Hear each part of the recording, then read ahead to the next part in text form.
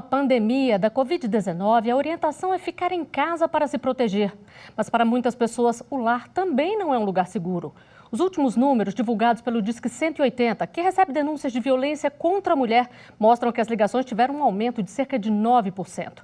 E as mulheres não são as únicas vítimas dentro de casa. Crianças e adolescentes também sofrem maus tratos e violência. No especial Coronavírus de hoje, vamos falar sobre a vulnerabilidade ainda maior nessa época em que eles não saem de casa, nem mesmo para ir à escola. Quem conversa com a gente sobre o tema é a Luísa Teixeira, oficial de proteção à criança do Unicef, órgão das Nações Unidas que promove os direitos e bem-estar de crianças e adolescentes. Boa noite, Luísa. Muito obrigada por conversar aqui com a gente. Boa noite. Obrigada pelo convite. Luísa, uma pesquisa, um estudo, na verdade, da Associação Brasileira de Pediatria, aponta que todos os dias no Brasil são notificadas, em média, 233 agressões contra crianças e adolescentes de até 19 anos. É um número bastante alto, mas pode ser ainda maior, já que muitos desses casos nem chegam ao conhecimento do poder público. Sim, pode ser. A gente sabe que existe subnotificação dos casos de violência contra crianças e adolescentes, e a disponibilização de dados a respeito desse tipo de violência contra essa população, ela é dificultada tanto pela subnotificação como pela dificuldade também de integração dos dados dos órgãos competentes. Então, se a gente olhar, por exemplo, os dados, fazendo um comparativo dos dados do Disque 100, que é o principal canal de denúncias, do Ministério da Mulher, Família e Direitos Humanos e do Ministério da Saúde, entre 2011 e 2017, a gente tem uma discrepância aí de alguns milhares, né, de registros. Então, é preciso que olhemos também para as causas dessa discrepância. E quais são os principais tipos de violência contra crianças e adolescentes? As violências contra crianças e adolescentes, elas podem ser de cunho físico, sexual, psicológico, institucional, e também a negligência e o abandono constituem formas de violência. Se a gente olhar para o balanço do Disque 100, por exemplo, do primeiro semestre de 2019, a gente vê uma maior incidência de denúncias relativas justamente à negligência, à violência psicológica, física e sexual. E essa violência, ela sempre dá sinais? O que as pessoas que estão em volta ali devem prestar atenção para poder tentar evitar, tentar descobrir quando está acontecendo? É preciso observar muito atentamente as crianças e adolescentes que convivem, né, no ambiente doméstico. É possível identificar alguns sinais, sim, que a partir daí requerem um diálogo e uma maior investigação. Então, mudanças bruscas de humor e de comportamento sem uma justificativa, alterações no sono, excesso ou falta de apetite, fuga de casa e também evidências mais claras, como lesões ou machucados que não têm uma explicação aparente, gravidez na adolescência, infecções sexualmente transmissíveis, todas podem indicar problemas graves com relação a essa criança ou adolescente. Quer dizer, são muitos sinais, as pessoas têm que ficar atentas, não é isso? Exatamente. A gente procurou e não encontrou dados sobre essa violência agora nos tempos de pandemia de isolamento. Mas pela experiência de vocês, dá para saber ou pelo menos estimar aí se essa violência cresceu? A pandemia ela é uma situação sem precedentes para as gerações atuais, né? Então, a gente ainda está tentando entender a dimensão do impacto que isso pode ter na proteção das crianças e adolescentes. Mas, desde o princípio da pandemia, existe, sim, uma preocupação muito grande com a segurança dessas crianças e adolescentes que muitas vezes estão num contexto de isolamento social, afastadas da sua rede de apoio, então de professores, amigos, agentes de saúde. Então existe sim essa preocupação e a gente vê exemplo da violência doméstica contra a mulher, né? O que tem acontecido. Pois é, você falou aí dessa rede de apoio, citou os professores. A gente sabe que a escola é um lugar onde muitas vezes eles aproveitam para poder falar, pedir socorro. Esse afastamento acaba sendo prejudicial, então, de alguma forma, né? Sim, a escola tem um papel super importante na proteção de crianças e adolescentes, né? Tem um papel nessa rede de proteção. Então, sem dúvida, esse afastamento pode ser prejudicial. E é por isso que professores, comunidade, vizinhos, precisam fazer um acompanhamento, sobretudo naqueles casos em que eles sabem que existe um histórico de violência na família. E nós recebemos alguns vídeos com perguntas sobre o tema. Vamos conferir a primeira delas, que é da Tânia Guedes. Pode rodar. O estresse social causado pela pandemia é fato que aumenta a chance de uma agressão dentro de casa? Bom, Luiz, a gente sabe que estresse não pode ser desculpa para nenhum tipo de violência, mas acaba aumentando, provocando que a pessoa que está ali, o pai ou a mãe, acabe descontando numa criança ou adolescente. Sim, a gente precisa dizer que o isolamento social é uma medida importante para conter a disseminação do vírus. Contudo, como você disse, não pode ser uma desculpa, uma justificativa para praticar violência contra crianças e adolescentes. Então, a gente tem dois cenários, né? Um cenário em que uma criança ou adolescente acaba ficando confinada com um agressor, e aí isso dificulta realmente o pedido de ajuda, e temos aqueles casos em que não necessariamente exista um agressor, um abusador sistemático na família, mas esse contexto de pandemia pode gerar estresse, medo, ansiedade, e aí os adultos acabam descontando nas crianças e adolescentes. Então, por isso a gente tem insistido muito nisso. A pandemia não é justificativa para praticar violência, e a gente precisa saber identificar esses sinais de ansiedade, estresse, entender que eles são normais e buscar ajuda. E qual geralmente é o perfil desse agressor? Quem é que tem tendência a agredir uma criança ou adolescente? Infelizmente, a gente sabe por dados existentes que, em geral, os agressores são pessoas próximas, né, das crianças e adolescentes. Muitas vezes estão no próprio ambiente doméstico. Então, por isso que é preciso um olhar e é preciso conscientizar. A conscientização, ela caminha junto com a prevenção, né? Falar sobre o assunto, entender que isso acontece e dar ferramentas para esses pais, cuidadores e para as crianças e adolescentes para que eles possam lidar com o assunto. E esse isolamento acaba também facilitando com que o agressor ele se sinta mais à vontade para poder agredir alguém com menos medo de ser pego ali, já que muitas vezes a criança ou adolescente não está saindo de casa, não tem com quem falar. Exatamente. A restrição de movimento, né, é um agravante nesses casos. Então, a gente tem uma variedade de canais de denúncias aos quais as crianças e adolescentes podem recorrer, mas é preciso também que a gente lembre que todos nós temos um papel na proteção dessas crianças e adolescentes. Então, o Estado, sociedade, a família, todos temos que ficar atentos e, se suspeitarmos de algum caso ou soubermos efetivamente de algum caso, procurar ajuda e fazer a denúncia. Bom, a gente vai voltar a falar sobre a denúncia daqui a pouquinho, mas antes, vamos ver uma reportagem aqui. O que deve ser feito para reduzir a violência contra crianças e adolescentes nesta época de isolamento? Nós recebemos um vídeo do Ministério Público do Distrito Federal e Territórios. A promotora de Justiça de Defesa da Infância e Juventude, Rosana Viegas e Carvalho, fala sobre as medidas necessárias. Vamos ver. É preciso que o poder público intensifique campanhas destinadas a coibir o uso de força física contra criança e adolescente, castigos e outros tratamentos cruéis e desumanos contra ela. O Estatuto da Criança já prevê isso e é preciso que se faça isso urgentemente. Segundo, é necessário também a realização de campanhas destinadas ao próprio público infanto-juvenil, com linguagem adequada, para a conscientização de seus direitos à dignidade sexual. E assim, elas se percebam vítimas de qualquer abuso ou violência sexual perpetrado por seus cuidadores e familiares. E terceiro, é preciso encorajar essas crianças a fazerem essas denúncias diretamente, elas mesmas.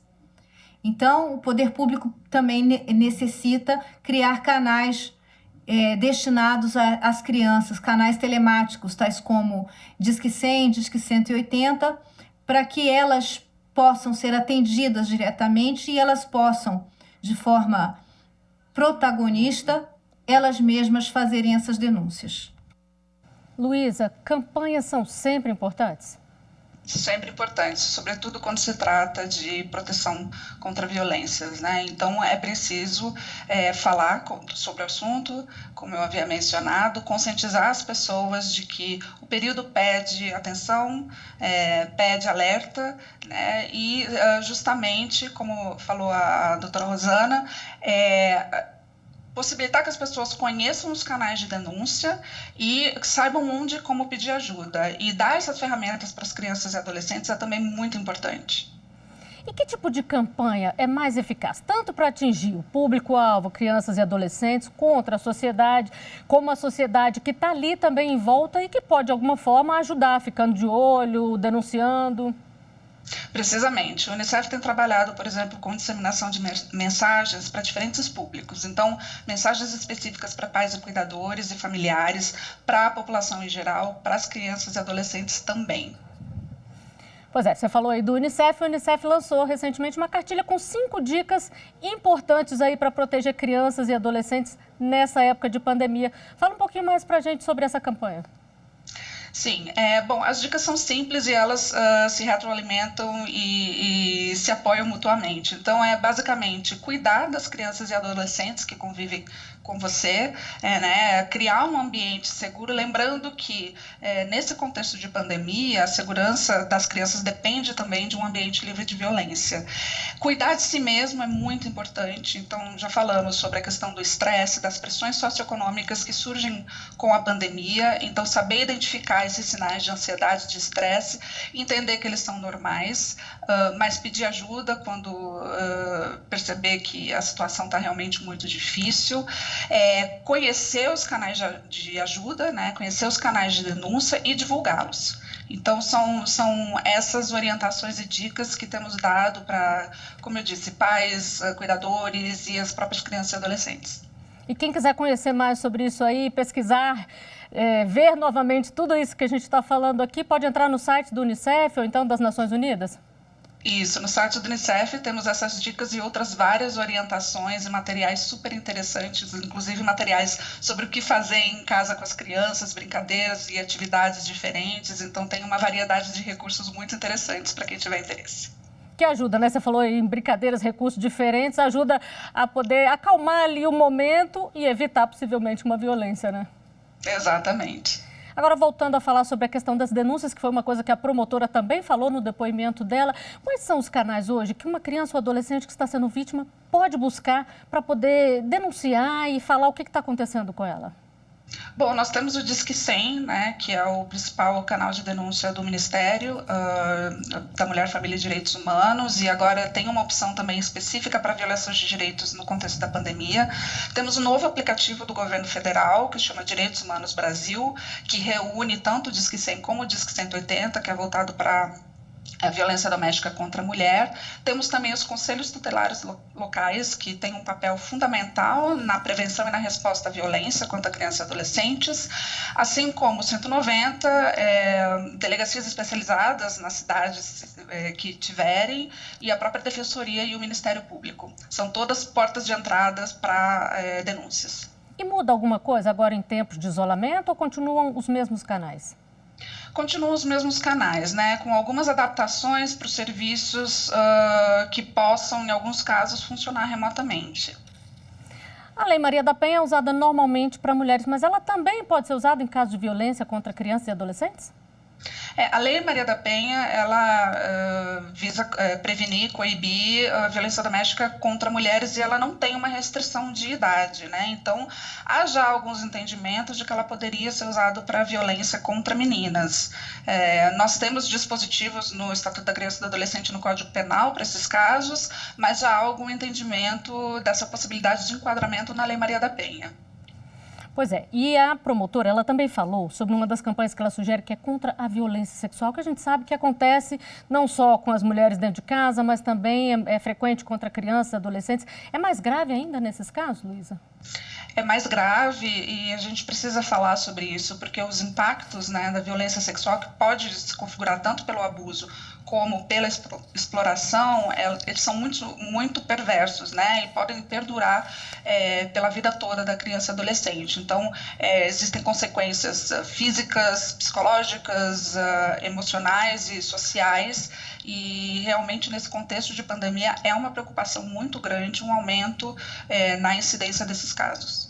E o que fazer quando acontece alguma coisa assim, ou então quando alguém tem um indício de que pode estar acontecendo ali uma violência sexual contra crianças e adolescentes? Denunciar. É muito importante denunciar através desses canais que a gente já mencionou e buscar ajuda, né? Se não for possível chegar a um celular para ligar para o Disque 100 ou para acessar o aplicativo, buscar ajuda de algum familiar, conversar com amigos, conversar com vizinhos, com professores, de alguma forma pedir socorro. E se, por exemplo, um dos genitores, ele é que está promovendo a violência ali, o outro sabe e não faz nada, ele também pode ser responsabilizado? A gente precisa lembrar que todos temos responsabilidade com relação à proteção das crianças e adolescentes e a garantia de seus direitos, né? Então, especialmente no caso de um genitor, pode ser responsabilizado, inclusive, por negligência, né? Bom, nós temos uma última pergunta enviada para a nossa produção. Vamos conferir aqui. Eu gostaria de saber como os conselhos tutelares estão agindo mediante a esse período de quarentena. Luísa, mudou alguma coisa na ação dos conselhos tutelares? Porque a gente sabe que eles costumam fazer visitas. Como é que está nesse período? Sim, a gente não tem informação sobre o funcionamento dos conselhos tutelares em todos os municípios. Contudo, sabemos que existem recomendações, tanto do governo como do Fórum Colegiado Nacional de Conselheiros Tutelares, para que esses serviços, que são sim essenciais para a proteção de crianças e adolescentes, sejam adaptados sempre que possível, né? Então, possibilidade de plantões remotos, quando o caso possibilitar isso, trabalho de casa, né, home office, quando for necessário um acompanhamento presencial, que sejam dadas condições para que os conselheiros possam atuar de forma segura, sem colocar em risco a sua própria saúde, a da sua família e nem a saúde das crianças e adolescentes que eles estão atendendo. Então, é preciso que eles tenham acesso à estrutura, a um ambiente ventilado, a equipamentos de proteção, como máscara, o próprio álcool em gel. Então, é preciso dar a esses conselheiros as condições para que eles possam seguir trabalhando e seguir fazendo os atendimentos presenciais naqueles casos em que uma intervenção imediata é necessária. Pois é, você falou dos atendimentos presenciais aí. Continua tudo da mesma forma? Quando eles precisam ir lá verificar uma situação, eles têm que ir, vão lá com a máscara, com os EPIs necessários, mas o trabalho não para, né? O trabalho não para, e justamente nesse contexto, né, de surto de Covid-19, eles têm sido extremamente demandados. E o que pode levar, uma situação muito grave, que possa levar assim, à perda do poder familiar ali, ou de um pai ou de uma mãe? O que pode causar isso? Bom, o Estatuto da Criança e do Adolescente ele prevê essas medidas de proteção para casos de violação ou ameaça de violação a direito das crianças e adolescentes, tanto por ação como por omissão da sociedade, do Estado e dos pais, né? Então, nesses casos, é preciso lembrar que o acolhimento institucional ou familiar, eles são medidas excepcionais, de competência, via de regra, da autoridade judiciária, né, mas que realmente se configura uma situação em que essa medida é necessária, a criança ou adolescente daí é afastada do convívio familiar. E isso pode acontecer mesmo agora, num período de isolamento como a gente vive?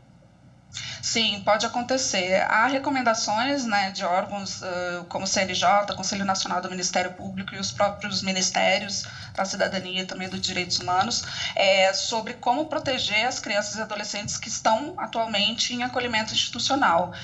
O objetivo dessas recomendações é diminuir o fluxo de pessoas, garantir a segurança, a saúde dessas crianças e adolescentes, né, e sempre que possível colocá-los em um ambiente mais preservado para limitar a disseminação do vírus. É importante a gente ressaltar isso, né? Que está sendo tomado todo tipo de cuidado para que eles também estejam ali livres do coronavírus, né? Exatamente, sim. Agora, Luísa, a gente vai falar agora então das dicas para os pais. Além de coibir toda a violência que a gente veio falando aqui ao longo do programa, o que fazer para poder aproveitar esse momento, para poder construir ali uma relação saudável, mais próxima dos seus filhos? Você falou tudo. É um momento que traz muitos desafios, né? Mas que também pode trazer oportunidades. Então, usar esse momento de quarentena, de isolamento social, para fortalecer esse vínculo familiar. Então, dedicar um momento específico para cada criança e adolescente com quem o adulto convive, buscar conversar, buscar escutar. É muito importante a gente se habituar a fazer uma escuta ativa, observar essas crianças e adolescentes. É o momento em que se pode realmente trabalhar nesses laços, né, nesses vínculos. Vamos relembrar, então, o site do Unicef, das Nações Unidas, para quem quiser saber mais, ver as campanhas que vocês falam, que aí eles vão colocar aí na tela para as pessoas também lerem. Maravilha, unicef.org.br. Pois é, e lá a gente tem vários materiais, como você falou, né? Fala mais um pouquinho para a gente. Exatamente, nós temos cartilha com sugestão de atividades para serem realizadas com crianças, temos também informações a respeito de saúde mental com adolescentes e, como a gente já mencionou, conversar com eles sobre o que está acontecendo de uma maneira honesta, adequada à idade, se baseando em fontes confiáveis, é muito importante para que eles também tenham ferramentas para navegar por esse período da melhor maneira possível, né? Então, temos também um podcast com histórias, temos contadoras de histórias que têm lançado esses podcasts, pode ser acessado pelo YouTube também, com história para essas crianças, uma série de recursos muito interessantes para ajudar aos pais e cuidadores a passar por esse período. Pois é, e é importante também incluir essas crianças, esses menores, nas atividades de casa ali, porque muita gente dispensou quem ajudava ali no lar ou nem tem uma pessoa que ajuda. É importante incluir também, de alguma forma? A gente tem que ter muito cuidado com a questão desse envolvimento das crianças e adolescentes nas tarefas, né? Elas têm que ser leves, apropriadas à idade, e o objetivo principal tem que ser promover uma maior interação em família, né? Temos que ter cuidado com atividades que não prejudiquem o direito dessas crianças e adolescentes à educação, ao brincar, à saúde. Então, temos que garantir que essas crianças e adolescentes, dentro desse contexto de pandemia, elas tenham um momento para continuar aprendendo, para ter lazer, para ter entretenimento, mas eu gostaria também de fazer um alerta, aproveitando que a gente está falando de educação e entretenimento nesse contexto adaptado, sobre a exposição intensificada às telas, né, a computadores, celulares. Então, é preciso também conversar com essas crianças e adolescentes sobre as oportunidades que a internet traz, mas também sobre os riscos, para que eles saibam promover a autoproteção e não se expor a conteúdos inadequados, a possíveis aliciadores ou abusadores online ou atividades de cyberbullying. Pois é, a gente sabe que a internet tem muita coisa boa, mas também tem tudo isso aí que você falou. Tem o golpe, tem o crime virtual. Qual é a melhor forma do pai ou da mãe conversar com essa criança, com esse menor, para explicar os perigos que estão escondidos ali? Porque muitas vezes eles acham que é tudo um exagero e não querem prestar muita atenção. Qual que é a melhor forma de conversar? Com crianças menores, fazer uma supervisão mais próxima, né? Explicar e ensinar sobre esses riscos é importante, de novo, numa linguagem adequada para essas crianças, mas fazendo com que elas compreendam e se capacitem para poder fazer um uso seguro. E com adolescentes ter um diálogo muito aberto, né? Também fazendo com que eles compreendam que eles podem promover também sua autoproteção e autocuidado. E a questão da escola? As crianças estão estudando muito hoje pela internet, como a gente está falando aqui. É importante manter essa rotina, até para não haver uma quebra muito grande? Sim, é importante para a família toda manter uma rotina que seja produtiva e saudável para todos, né? Então, os momentos de educação, os momentos de ler, de aprender, os momentos de brincar, de ter lazer, os momentos de interação em família também. Então, é muito importante ter essa rotina, até para dar um senso de normalidade dentro desse contexto de pandemia. E voltando a falar um pouquinho sobre a violência aqui, que é o tema do nosso programa, onde ela é mais frequente? Quais são as regiões do país? Onde acontece maior número de casos? Infelizmente, esse tipo de violência contra crianças e adolescentes é disseminada no país inteiro e não é só uma realidade do Brasil, né? A gente percebe essa tendência no mundo todo. E isso vem também de uma questão de normalização desse tipo de violência. Por isso, justamente, que é preciso que a gente converse sobre isso, que a gente entenda que isso é um problema. Então, por exemplo, entender que xingar, humilhar, bater, praticar castigos físicos são formas de violência que devem ser prevenidas e combatidas. E tem a ver também com a classe social, essa questão da violência, ou ela acontece em todas as classes? Não, ela acontece em todas as classes, inclusive a violência sexual, ela acontece de forma disseminada, muitas vezes no ambiente doméstico, e de forma velada e sem necessariamente deixar vestígios, né? Então, isso também dificulta um pouco a questão da denúncia, assim como o medo, né, de denunciar, a falta de conhecimento, de saber identificar o que é e o que constitui uma violência, e a falta de conhecimento também sobre os canais de denúncia. Pois é, você falou aí do medo e muita gente tem realmente esse medo. O que é feito a partir de uma denúncia e como proteger quem denunciou e também a vítima para que ela não sofra uma agressão ainda maior ao saber que foi denunciado ali? Isso depende da porta de entrada, né? Muitas vezes a porta de entrada é através de uma unidade de saúde que faz algum atendimento porque houve uma violência que causou um dano físico mais aparente, muitas vezes através do conselho tutelar. Por exemplo, através dos canais de denúncias que mencionamos, Disque 100 e o aplicativo Direitos Humanos do Brasil, é feito o encaminhamento daí de acordo com a localização da pessoa. Então, esse encaminhamento é feito e aí é avaliado caso a caso para saber qual medida, ou se uma medida de proteção específica é necessária. E geralmente é dado prioridade a esse tipo de caso, justamente por envolver uma criança e um adolescente ali? Sim, os casos de violência contra crianças e adolescentes, eles têm que ser priorizados, né? A gente tem o Estatuto da Criança e do Adolescente traz uma série de medidas que são muito importantes, né? E que precisam ser, de fato, aplicadas e por isso que temos o sistema de garantia de direito para conseguir implementar essas medidas e, de novo, é preciso que a gente conheça e entenda o papel de cada um e quais encaminhamentos são devidos para cada caso. Pois é, você falou aí do Estatuto da Criança e do Adolescente, ele completa 30 anos, agora em julho. Na prática, ele está sendo aplicado, precisaria algo mais? O Estatuto da Criança e do Adolescente, ele trouxe um progresso gigantesco para o Brasil em termos de proteção das crianças e adolescentes, em termos de garantias de direito de uma forma mais abrangente, né? Então, é uma legislação que é modelo internacionalmente, trouxe uma série de avanços nos indicadores relativos à infância e adolescência, mas traz ainda assim desafios, temos desafios na questão da implementação e por isso que o sistema de garantia de direito ele vem para ajudar nessa implementação, né? E através de seus eixos e através dos seus atores, ajudar justamente a garantir esses direitos que estão previstos no Estatuto. Luísa, muito obrigada pela sua participação aqui conosco. Obrigada, eu que agradeço. Uma boa noite. Boa noite. Bom, e você já sabe, a qualquer sinal de violência contra uma criança ou adolescente, denuncie. E assim, a gente encerra o especial Coronavírus de hoje. Muito obrigada pela sua companhia. Se puder, fique em casa e sempre se cuide. Cuide dos seus filhos. Até o próximo programa.